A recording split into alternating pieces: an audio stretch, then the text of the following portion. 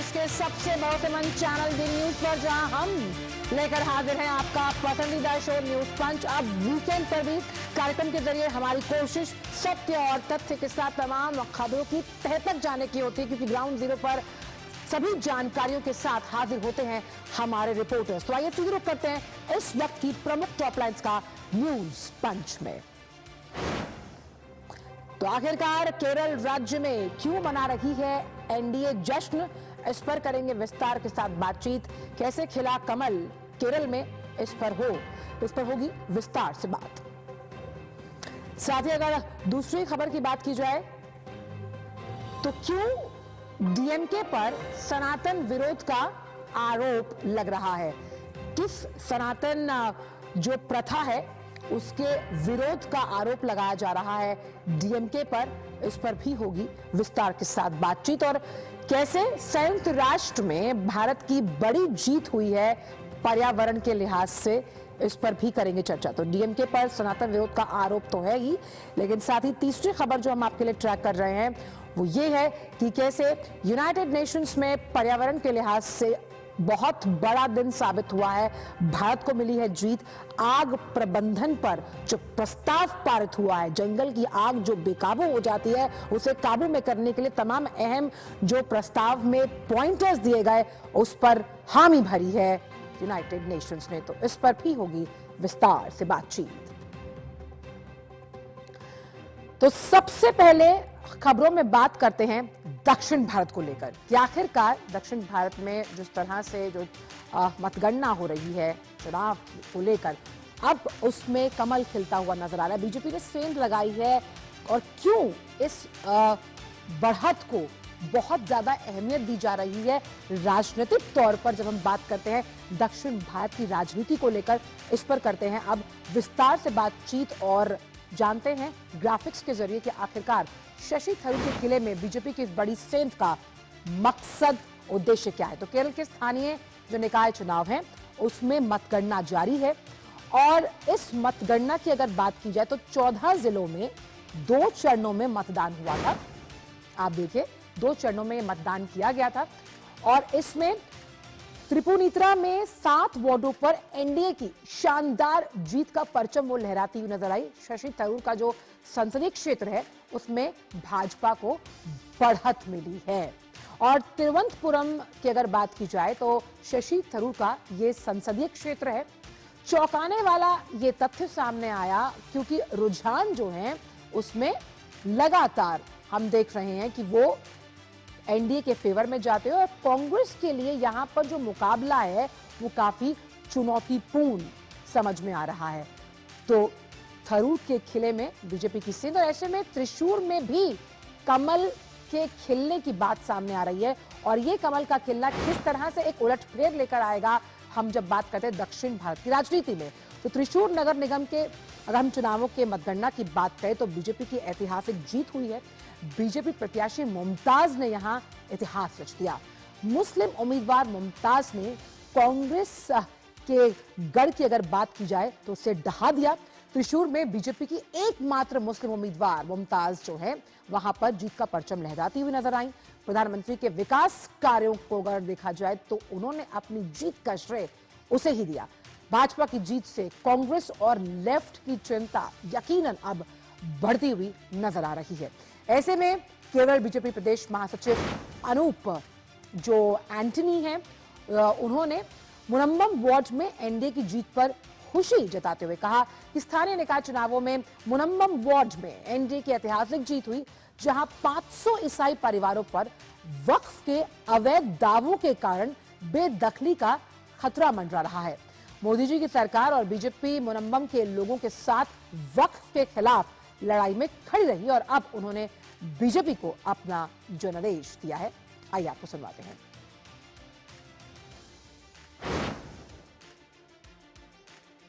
तो विनाया इस वक्त तिरुवनंतपुरम से जुड़ गई हैं। विनाया, जब हम दक्षिण भारत की राजनीति की बात करते हैं, ऐसे में इन चुनावों में जिस तरह से लोगों का रुझान एनडीए की तरफ जाता हुआ दिखाई दे रहा है और कई जगहों पर जीत का परचम लहरा रही है एनडीए में, एक बहुत बड़ा पैराडाइम शिफ्ट दक्षिण की राजनीति में।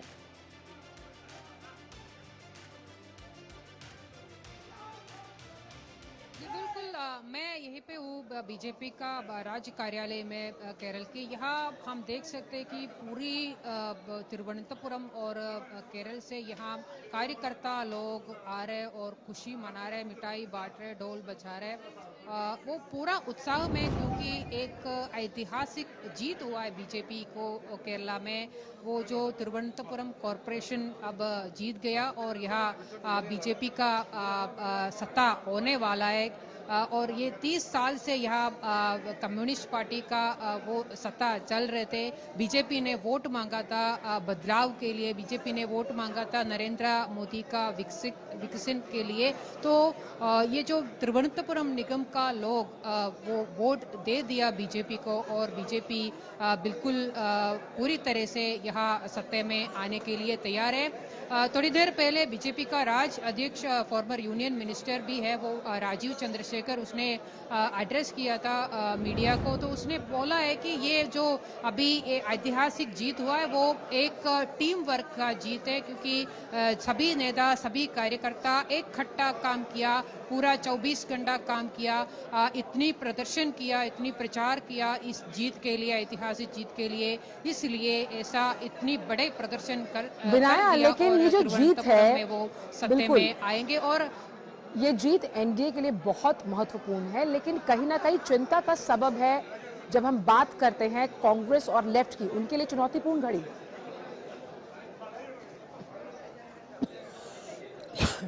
बिल्कुल, ये जो 10 साल से केरला में सीपीएम का राज चल रहा है, वो इस सत्ता में थे, तो एक एंटी इनकम्पेंसी का फीलिंग थे लोगों के मन में। और दूसरा बात ये है कि शबरीमला का मामला, शबरीमला एक बहुत बड़ा टेम्पल है, वो एक इमोशनल मैटर भी है स्पेशली केरला लोगों को। तो वहाँ पे सोने का चोरी हुआ था, ये बात बहुत बड़ा चर्चा हुआ था ये लोकल बॉडी इलेक्शन में। ये तो ये दोनों, ये जो एंटी इनकम्पेंसी और ये शबरीमला मामला, ये दोनों का इफेक्ट हुआ, उसमें लाभ कांग्रेस को भी मिला। कांग्रेस ने भी बेहतरीन प्रदर्शन किया। और वो केरला में तो 6 कॉरपोरेशन है, 6 निगम है, उसमें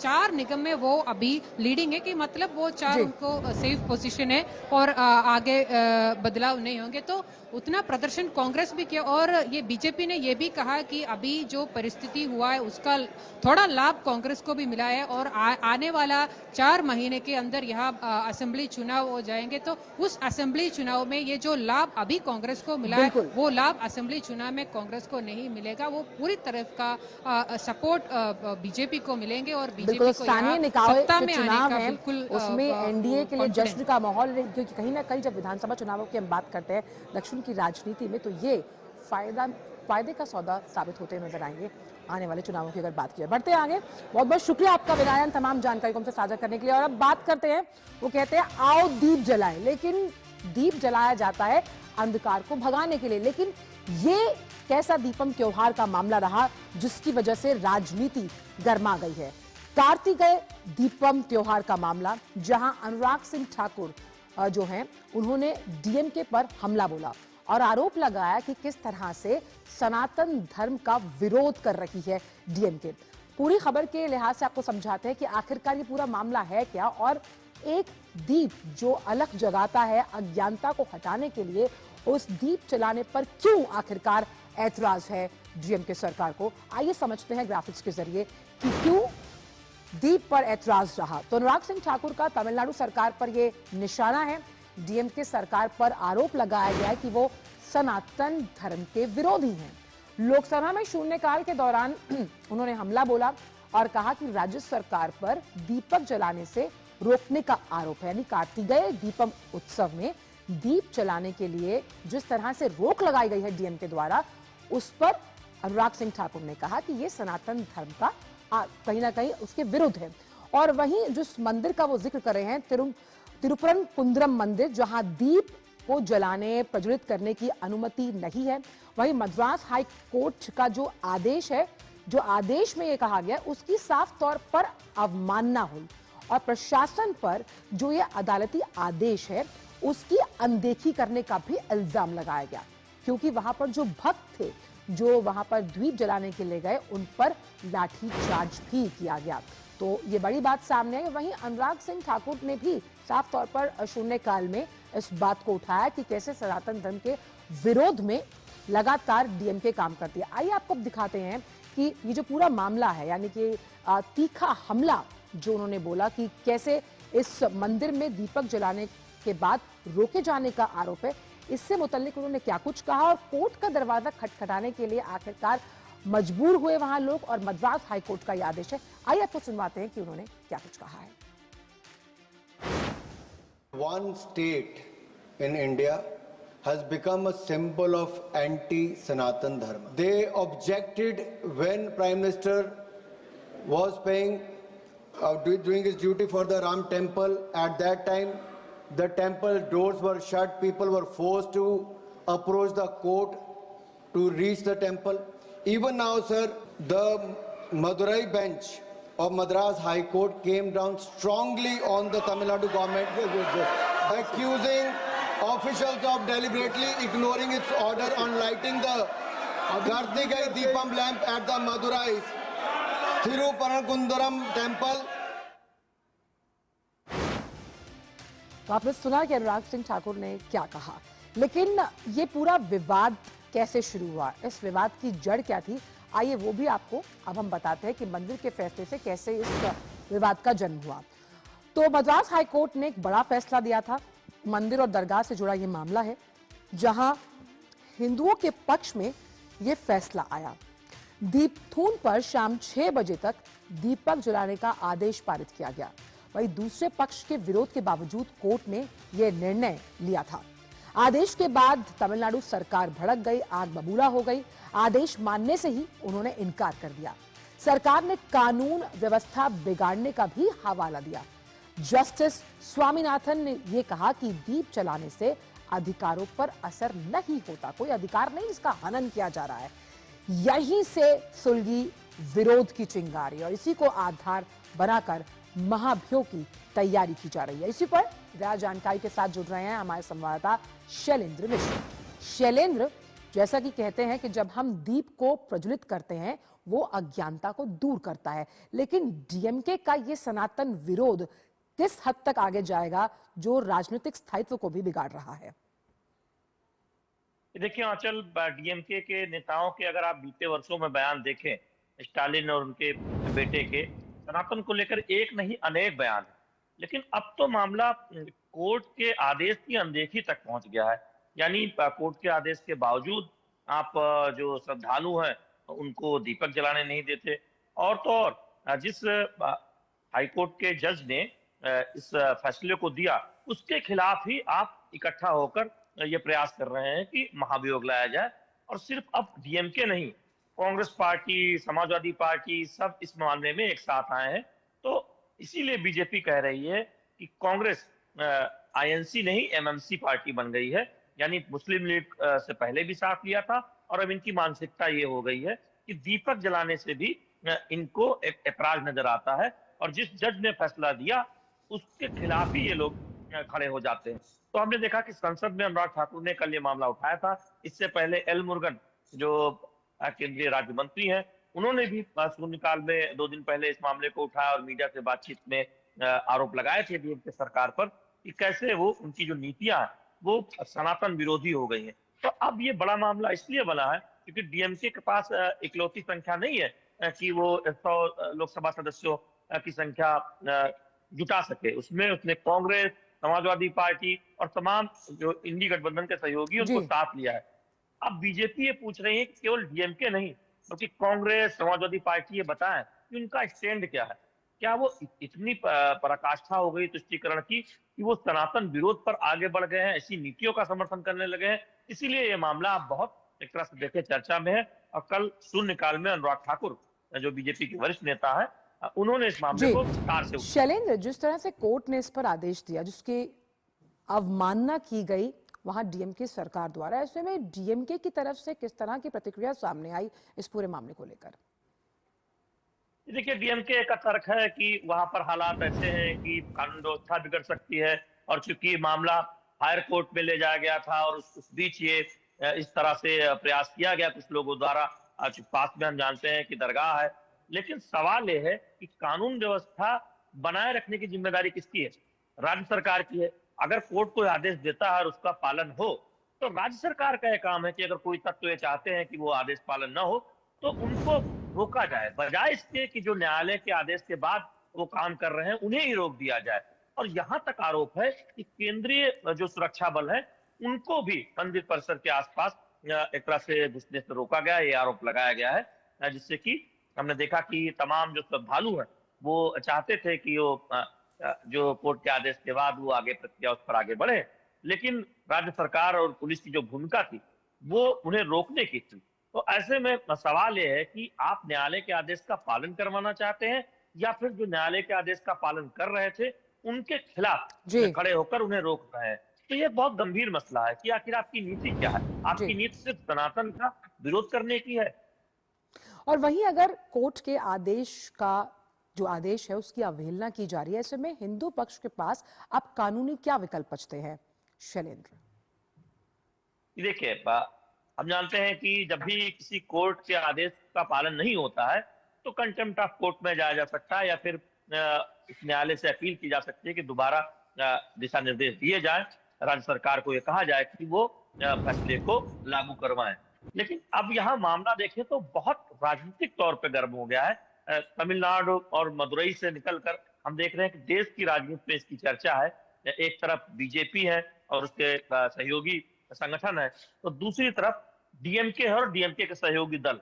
तो अब सवाल ये पूछे जाएंगे कि क्या पूरे इंडी गठबंधन की नीति ही सनातन विरोध की हो गई है? क्योंकि कर्नाटक में भी इस तरह के हम जानते हैं कि कई बयान ऐसे आए थे जिसे सनातन विरोधी माना गया। खासतौर पर प्रियांक खड़गे जो कांग्रेस के राष्ट्रीय अध्यक्ष मल्लिकार्जुन खड़गे के बेटे हैं, वो तो अक्सर इस तरह के बयान देते हैं, इस तरह के सम्मेलनों में शामिल होते हैं। तो कांग्रेस पार्टी से सवाल पूछा जा रहा है, गांधी परिवार से, कि वो बताया कि वो कितना इत्तेफाक रखते हैं डीएमके की नीतियों से, या फिर कर्नाटक में जो कुछ हो रहा है कांग्रेस में, प्रियांक खड़गे जिस तरह के बयान दे रहे हैं, उस पर क्या राय है कांग्रेस के शीर्ष नेतृत्व? बहुत बहुत शुक्रिया शैलेंद्र इन तमाम जानकारी को हमसे साझा करने के लिए इस बड़ी खबर पर। और आइए अब बात करते हैं भारत की एक उल्लेखनीय जीत की जो उसे मिली है यूनाइटेड नेशंस यानी कि संयुक्त राष्ट्र में, और मुद्दा था पर्यावरण का संरक्षण। जंगल की आग को काबू करने के लिए किस तरह का जो प्रस्ताव पारित किया गया जिसमें वैश्विक एकजुटता जो है वो एक बड़ा मंच बनकर सामने आई, क्योंकि केन्या के नैरोबी में संयुक्त राष्ट्र पर्यावरण सभा का जो 7वां सत्र है वो चल रहा था। जंगल की आग के वैश्विक प्रबंधन को सुदृढ़ करने के विषय को इसमें अपना लिया गया और भारत द्वारा प्रस्तुत इस प्रस्ताव को जो सदस्य देश हैं उनका व्यापक समर्थन यानी कि वैश्विक समर्थन प्राप्त हुआ। इससे वैश्विक स्तर पर जंगल की आग से जो बढ़ती हुई खतरे के तौर पर है उससे निपटने में तत्काल आवश्यकता वैश्विक मान्यता उसे मिली। और पर्यावरण, वन और जलवायु परिवर्तन मंत्रालय ने भी कहा कि भारत ने इस बात पर बल दिया कि जंगल की आग वैश्विक स्तर पर सबसे बड़ी गंभीर पर्यावरण से जुड़ी हुई चुनौतियों में से एक है। आखिरकार इस पूरे प्रस्ताव को समझते हैं कुछ अहम पॉइंट्स के जरिए कि जो ये प्रस्ताव पारित किया गया उसमें क्या अहम केंद्र बिंदु रहे। तो इस पूरे प्रस्ताव में आग के रोकथाम के उपायों पर जोर दिया गया है कि कैसे आग को रोका जाए जब वो जंगलों में लगती है। भारत पर्यावरण संरक्षण में वैश्विक सहयोग का प्रबल समर्थक है, यानी सभी वैश्विक जो देश हैं उन्हें मिलकर साथ आना चाहिए इस पूरे मसले से निपटने के लिए। क्षमता निर्माण और वित्तीय सहायता, यानी यहां पर कैसे फाइनेंसेस को स्ट्रॉन्ग करके हम आगे जा सकते हैं। रही बात अंतर्राष्ट्रीय सहयोग की, तो तमाम देश मिलकर कैसे इस प्रणाली को सुदृढ़ बनाएंगे, क्योंकि क्या होता है कि अलग अलग देशों के पास अलग अलग मॉडल्स ऑफ प्रिवेंशन होते हैं जब हम आग को बुझाने की बात करते हैं। वो जो आपका नॉलेज ट्रांसफर है वो बहुत अहम है। ऐसे में राष्ट्रीय और क्षेत्रीय कार्यों की जो तमाम योजनाएं बनाई जाएंगी उसके लिए समर्थन देना इस प्रस्ताव में इसकी बात रखी गई है। अंतर्राष्ट्रीय वित्त पोषण यानी फाइनेंसेस को कैसे स्ट्रॉन्ग किया जाए ताकि इस बड़ी चुनौती से निपटने के लिए जिन सुविधाओं की जरूरत है उसकी उपलब्धता की सुनिश्चितता पूर्ण की जाए। साथ ही वो कहते हैं ना, prevention is better than cure, तो चेतावनी पूर्व में कैसे मिल सकती है और समय पर जोखिम को कम करने के इन उपायों पर जोर दिया जा रहा है। और आइए आपको सीधे ले चलते हैं बड़ी खबर पर, जहां पर पंकज चौधरी यूपी भाजपा प्रदेश अध्यक्ष के रूप में नामांकन पत्र दाखिल करने पहुंचे हैं। यूपी से न्यूज पंच की इस वक्त की बड़ी खबर, पंकज चौधरी जिनका नाम यूपी भाजपा प्रदेश अध्यक्ष की रेस में सबसे आगे चल रहा है, वो इस वक्त इस पद के रूप में नामांकन पत्र दाखिल करने के लिए पहुंचे हैं।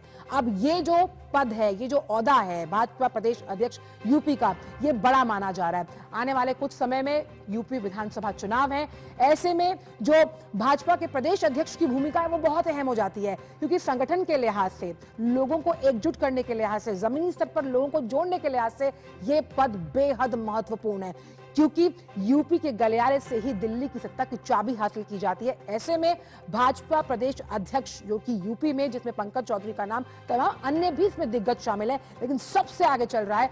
ऐसे में आज का यह दिन जब उन्होंने नामांकन पत्र भरा है, जब यूपी की राजनीति को एक अलग ही मोड़ देने की हम बात करते हैं, उस लिहाज से बेहद अहम माना जा रहा है। और सबसे अहम बात यहां पर यह है कि तमाम समीकरण साधने होंगे बीजेपी को। जब हम जातीय समीकरणों की बात करते हैं, जमीनी स्तर से वो नेता कितना जुड़ा हुआ है, संगठन को वो कितना मजबूत कर सकता है, जमीनी जो मुद्दे हैं उनको समझने की परख कितनी है, इन तमाम बातों को ध्यान में रखकर ये फैसला लिया जाएगा कि आखिरकार कौन बनेगा यूपी भाजपा प्रदेश अध्यक्ष। रामेंद्र इस वक्त जुड़ गए इस बड़ी खबर पर। रामेंद्र, तो पंकज चौधरी यूपी भाजपा प्रदेश अध्यक्ष के रूप में नामांकन पत्र दाखिल करने पहुंचे हैं, इस रेस में उनका नाम सबसे आगे।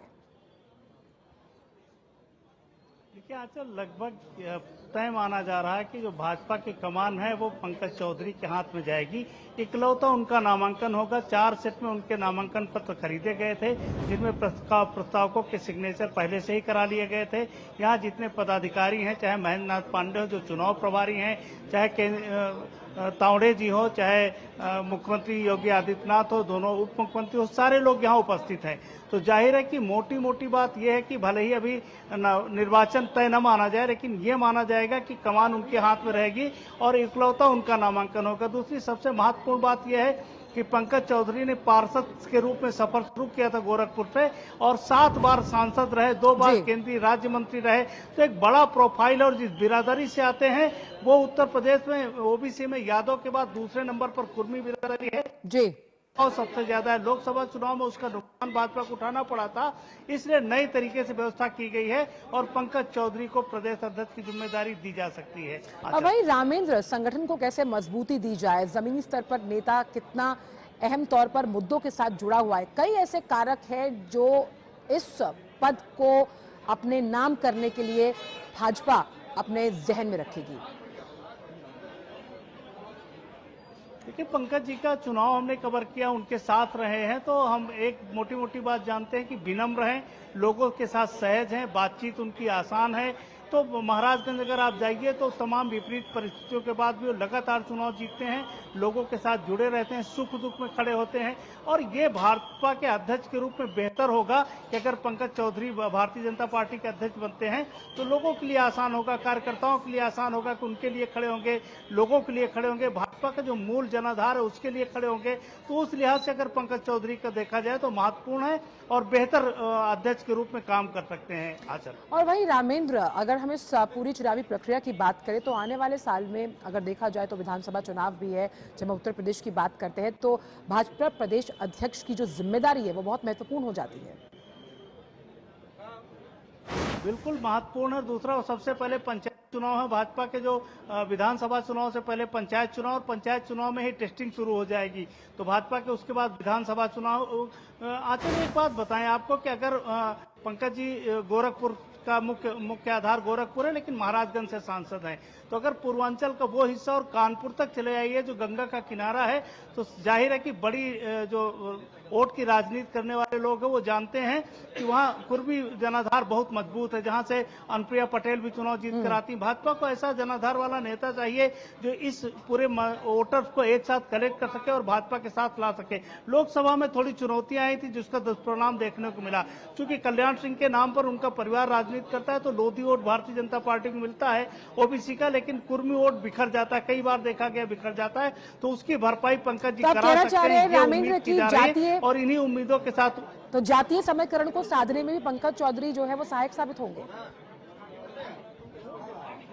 बिल्कुल जातीय समीकरण उत्तर प्रदेश और बिहार की राजनीति को अगर आप देखें तो बिना जातीय आधार को साधे हुए आप उत्तर प्रदेश और बिहार की राजनीति में आगे नहीं बढ़ सकते हैं। तो ये वो भी बेहतर होगा और कार्यकर्ताओं के साथ जो उनका समन्वय होगा, जो व्यवहार होगा, जो भाषा है, जो विनम्रता है, दोनों चीजें काम आएंगी। तो दोनों से ये बेहतर चीज होगी कि वो दोनों चीजों को जोड़ पाएंगे और भाजपा को मजबूत कर पाएंगे उत्तर प्रदेश में। आचल रामेंद्र, ग्रास रूट लेवल की हम बात करते हैं, भाजपा को जब हम मजबूती देने का जिक्र करते हैं तो ग्रास रूट लेवल पर एक एक कार्यकर्ता के खून पसीने की बात यहाँ की जाती है। ऐसे में यूपी प्रदेश अध्यक्ष की जिम्मेदारी इस लेवल के वर्कर के लिए भी बहुत इंपॉर्टेंट हो जाती है कि कैसे वो सेतु के तौर पर काम करेंगे। एक मिनट, हम दूसरी विंडो में लगातार वो सीधी तस्वीरें दिखा रहे हैं जहां से नामांकन पत्र भरने की सीधी तस्वीरें। आप यहाँ पर मुख्यमंत्री योगी आदित्यनाथ को भी देख सकते हैं जो यहाँ पर इस वक्त मौजूद हैं। और ये जिस तरह से रामेंद्र बता रहे हैं कि जिन दिग्गजों के नाम सबसे आगे, उसमें पंकज चौधरी रेस में सबसे सर्वोपरि बताए जा रहे हैं कि जब हम यूपी भाजपा प्रदेश अध्यक्ष के रूप में नामांकन पत्र दाखिल करने वो पहुंचे, ऐसे में जातीय समीकरण की बात हो, संगठन को मजबूती देने की बात हो, शालीन नेता हैं, जमीन स्तर पर जुड़े हुए हैं और संगठन के बहुत क्लोज माने जाते हैं, 7 बार के सांसद हैं वो, तो उस लिहाज से आप देख सकते हैं आज का दिन बेहद अहम, जहां पर खुद यहाँ पर मुख्यमंत्री योगी आदित्यनाथ को भी आप तस्वीरों में देख सकते हैं। रामेंद्र, खुद योगी आदित्यनाथ भी यहाँ पर मौजूद है जब हम बात कर रहे हैं पंकज चौधरी यूपी भाजपा प्रदेश अध्यक्ष के रूप में नामांकन दाखिल करने पहुंचे हैं, कितना बड़ा संदेश है ये? देखिए, गोरखपुर से दोनों लोगों ने राजनीति शुरू की। गोरखपुर से योगी आदित्यनाथ ने भी राजनीति शुरू की और गोरखपुर से ही पंकज चौधरी ने भी राजनीति शुरू की। पार्षद वो गोरखपुर से थे, बाद में महाराजगंज जिला बना जहां से वो लगातार सांसद रहे, मंत्री रहे। तो आप अगर देखिए ना, उत्तर प्रदेश की जो भाजपा की राजनीति है और रणनीति है वो पूरे पूर्वांचल में जहां जाकर के थोड़ी चुनौतियां पेश आती तो उसको उन्होंने मजबूत कर दिया है और पूर्वांचल से लेकर पश्चिम तक इसका प्रभाव आपको दिखेगा। क्योंकि जो गणित है, जातीय गणित है, उसमें भी फिट होंगे और संगठन के लिहाज से अगर पार्षद से आदमी सांसद तक जाता है तो संगठन की एक एक बारीकी जानता है, संगठन के व्यक्ति को कैसे चलाया जाए, कैसे उसको ऊर्जा दी जाए, कैसे संगठन को मजबूत किया जाए, ये सारी चीजें उनके अंदर हैं। और वो विनम्र है, भाषाई विनम्र है, लोगों से मिलते हैं, तो ये सारी चीजें उनके अनुकूल जाएंगी और संगठन के भी अनुकूल जाएंगी। इस लिहाज से पंकज चौधरी बेहतर होंगे। इसीलिए सारे मुख्यमंत्री, सारे दोनों उप मुख्यमंत्री और दोनों उप मुख्यमंत्री, सारे संगठन के लोग खड़े हुए हैं कि एक साथ ये संदेश जाना चाहिए कि पंकज चौधरी सबके हैं, किसी एक के नहीं है, कोई विघटन कहीं दिखना नहीं चाहिए। ये मजबूत आधार के साथ पंकज चौधरी को भेजा गया है और उत्तर प्रदेश की राजनीति उनकी भाजपा की वो आगे बढ़ाएंगे। और वहीं प्रदेश अध्यक्ष के तौर पर जिम्मेदारी बहुत बड़ी होती है। ऐसे में चुनावों से पहले इस जिम्मेदारी का निर्वहन करने के लिए, संगठन को मजबूती देने के लिए इस नाम पर मोहर लगना अपने आप में भाजपा के लिए बहुत जरूरी।